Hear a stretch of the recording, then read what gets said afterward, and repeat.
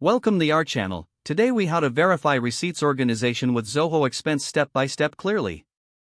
Open Zoho Expense on your device. Log into your account using your credentials. Navigate to the Receipts section from the main dashboard. Click on the Upload Receipt button. Select the receipt file from your device that you wish to verify. Once the file is uploaded, the details will auto-populate. Confirm that the date, amount, and vendor information are accurate. If any details are incorrect, click on the field and edit as necessary. After verifying the details, click on the Save button. To organize your receipts, go back to the Receipts section. Create or select an existing expense category for your receipt. Assign the receipt to that category by clicking on it. Once the category is selected, click on Save again.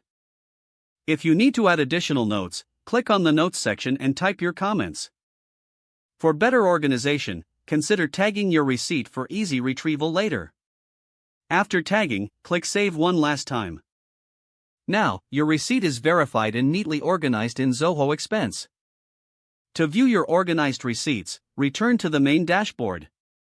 From there, you can access each categorized receipt easily.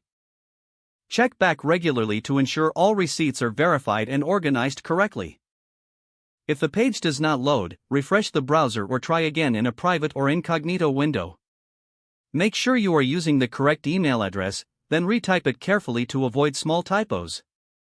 If your password is not accepted, use the reset option and create a new strong password you can remember. Check your spam folder for verification or security emails, then complete any requested confirmation steps. Enable two-factor authentication if available to improve account security and reduce unauthorized access risk.